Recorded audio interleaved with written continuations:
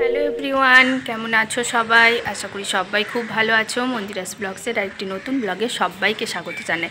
আজকে হচ্ছে সোমবার, সকালবেলা ঘুম থেকে উঠেই দেখো স্নান করে নিয়েছি। তো এবার মাকে নিয়ে যাওয়া হবে হসপিটাল, তো সেই জন্য অ্যাম্বুলেন্স চলেই এসেছে। তো চলো তোমাদেরকে সাথে সবটাই শেয়ার করছি, তোমরা দেখতে থাকো আমার ব্লগ। ওই দেখো অ্যাম্বুলেন্সটা ঢুকে গেল। অ্যাকচুয়ালি যেন হরি মন্দিরের ওই সাইডটা দিয়ে এসেছিলো। তারপর বাবাকে বললাম যে আপনি যান অ্যাম্বুলেন্সে বসুন, তারপর আমাদের বাড়ির সামনে রাস্তাটায় দিয়ে নিয়ে আসুন, কারণ কি এতটা ওই দিকটা যেতে অনেকটা প্রবলেম হবে, অসুবিধা হবে, অনেকটা নিয়ে যেতে হবে তো মাকে। সেই জন্য ওই যে বাবা নেমে গেল, এরপরে অ্যাম্বুলেন্সটাকে ঘুরিয়ে নিচ্ছে, ব্যাক করে নিচ্ছে, তারপরে বাড়ির সামনেটাতে একবারে গেটের সামনেটাতে রেখে দেবে, বুঝলে তো? না হলে তখন অসুবিধা হবে বলো, নিয়ে যেতে অতটা মানুষটাকে টেনে টেনে নিয়ে যাওয়া মানে অনেকটাই কষ্ট।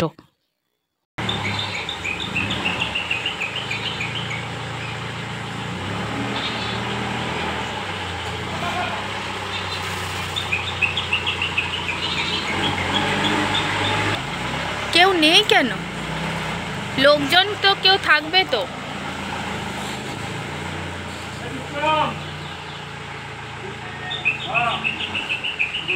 বলছি লোকজন তো কেউ থাকবে।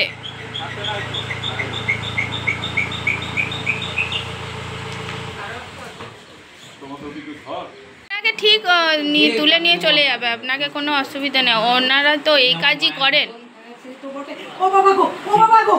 ওই তো দাদাও ধরছে, কোনো অসুবিধা, তুলে নিন, আপনাদেরকে তো তুলেই নিয়ে যায়।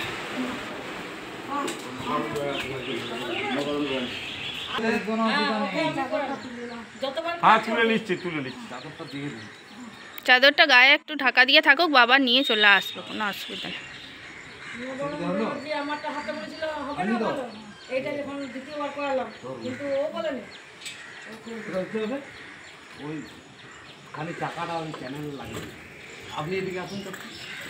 দেন ব্যাগগুলো দেন। আপনার ছেলে পৌঁছে গেছে? চাকাটা ওই ওই ওই যে ওই ইয়েগুলো রয়েছে না, ওই রোলিংগুলোতে তুলে দিন, মানে খাপে খাপে বসিয়ে দিন।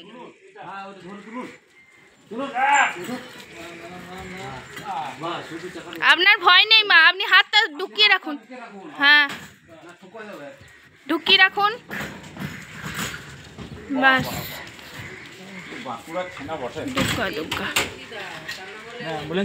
অ্যাম্বুলেন্সের সুবিধা, নাহলে খুব অসুবিধে হয়ে যায়।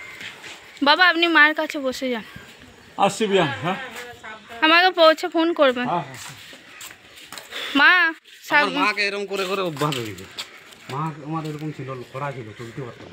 হ্যাঁ ঠিক আছে। দেখতে তো পেলেই তোমরা, মাকে সব নিয়ে গেল হসপিটাল। এখন জানি না কি হয় না হয়, তোমরা একটু প্রার্থনা করো মা যেন তাড়াতাড়ি সুস্থ হয়ে যায়, ভালো হয়ে যায়। তো চলো এবারে তো কাজ করতে হবে, আমাকে রান্না বান্না করতে হবে। চলো যাই দেখি কি রান্না করা যায় আজকে। চলো উপরে চলে এসেছি, উপরে চলে এসে যে ফ্রিজের কাছে সবজিগুলো এখন বের করে নিচ্ছি। ফ্রিজের ভেতরে সবজিগুলো ছিল, আর আজকে বলো না এত বৃষ্টি হচ্ছে মানে ধারণার বাইরে। সকাল থেকে বৃষ্টি পড়ছে জানো। মাকে যে টাইমে নিয়ে যাওয়া হয়েছে সেই টাইমটা একটু যা বৃষ্টিটা কমেছিল, তারপর থেকে একদম সমানে বৃষ্টি পড়েই যাচ্ছে। কী যে হবে জানি না আজকে। ফ্রিজ থেকে সবজিগুলো বার করে নিয়েছি, এবার চলো নিচে যাই, সবজি টবজি কাটাকাটি আছে, এগুলো এবার করতে হবে।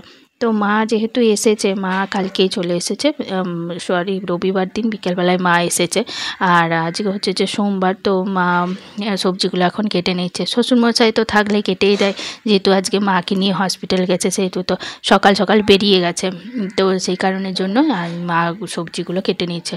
শাকটা সকালবেলাতেই এনেছে, তো আমি আর মা বসে বসে গল্পও করছি, মা ওদিকে সবজিও কাটছে, আর তারপর আমি ওদিকে ডালটা এখন বসিয়ে দেবো। আজকে যেহেতু সোমবার নিরামিষ খাবো, তো সেই জন্য আমি মুগের ডাল করছি। অ্যাকচুয়ালি নিরামিষ খাবো বলতে আমাদের বাড়িতে সবাই আঁশ খায়, কিন্তু আমি একা নিরামিষ খাই।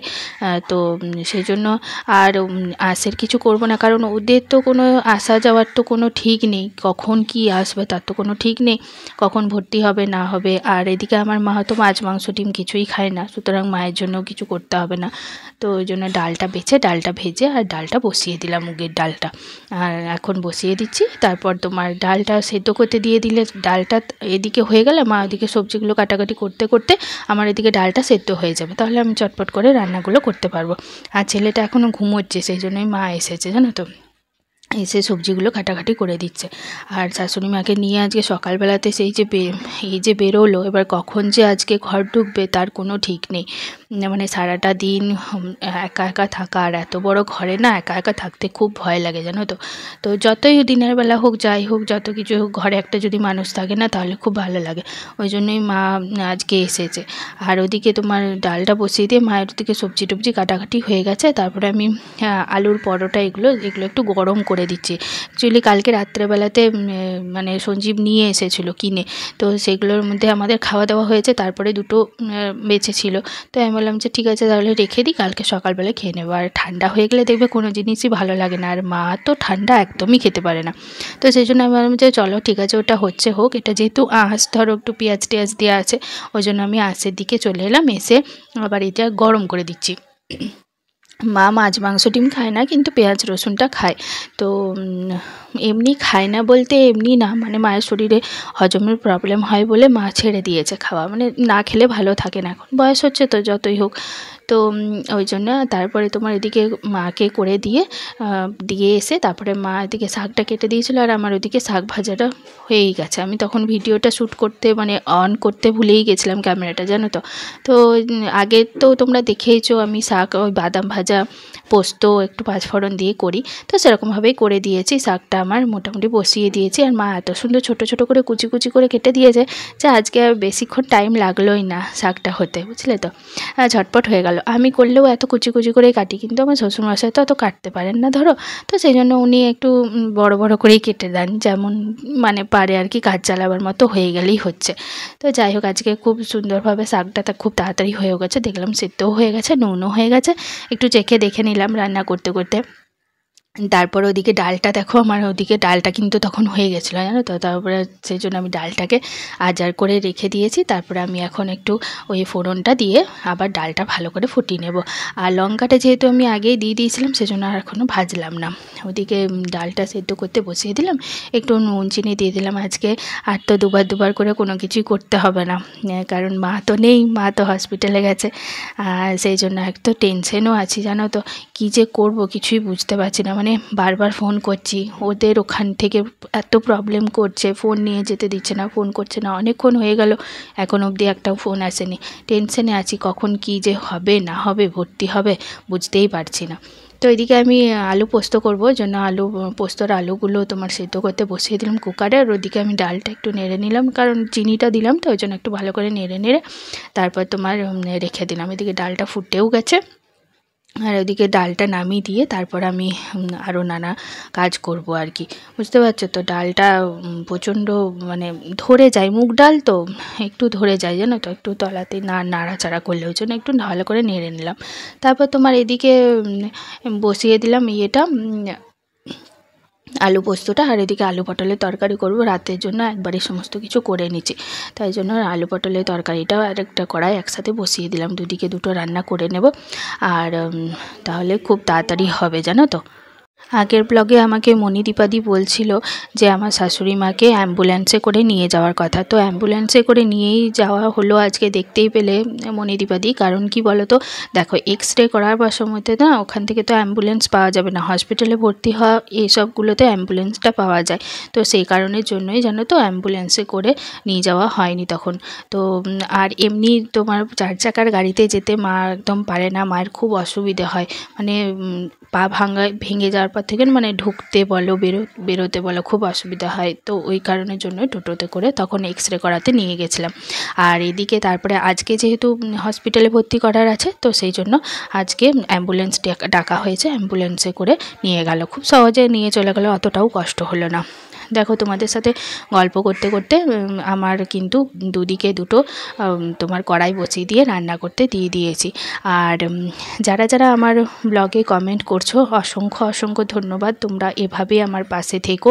আর এই সময়টা আমার কিছুটা সময় আমার ব্লগ আসতে দেরি হচ্ছে, তো তোমরা একটু প্লিজ একটু অ্যাডজাস্ট করে নিও। কারণ যারা যারা আমার পরিবারের সদস্য আছো তারা সকলেই জানো যে এরকম পরিস্থিতির মধ্যে দিয়ে আমি এখন যাচ্ছি।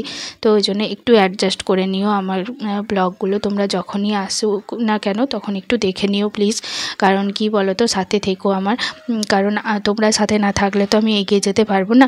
আর আমার একটু সমস্যা আছে, সেই কারণের জন্যই একটু এডিট করতে বলো প্রবলেম হচ্ছে, মানে ওই কারণের জন্যই আমার একটু ব্লগগুলো আসতে দেরি হচ্ছে। তো তোমরা প্লিজ আমার সাথে থেকো, তাহলেই হবে। আর দেখো তোমাদের সাথে গল্প করতে করতে আমার এদিকে পোস্তটাও কিন্তু হয়ে গেছে। আজকে বিশেষ কিছু রান্না করব না, পোস্তটা হয়েই গেছে। একটুখানি পোস্তটা মাকে দিয়ে আসবো, জাস্ট একটু, যে মা গরম গরম সব জিনিস খেতে ভালোবাসে, তাই একটু পোস্তটা দিয়ে এলাম মাকে। আর ওদিকে মণিদীপাদি আমাকে আগের ব্লগে বলেছিল যে পটলের তরকারিতে জিরে ফোড়ন দিলেও ভালো লাগে, তো আমি সেই জন্য পটলের তরকারিতে আজকে জিরে ফোড়ন দিলাম। এর আগেও করেছিলাম, বেশ ভালো লাগছিল খেতে, তবে আজকেও দিলাম। তাই মণিদীপাদি দেখে নিও, আমি কিন্তু আজকে তোমার বলা জিরে ফোড়ন দিয়েই কিন্তু পটলের তরকারি তৈরি করছি। সত্যিই খেতে খুব সুন্দর হয়েছিল। থ্যাংক ইউ সো মাচ আমাকে এভাবে গাইড করার জন্য, অসংখ্য ধন্যবাদ। আর এভাবেই পাশে থেকো।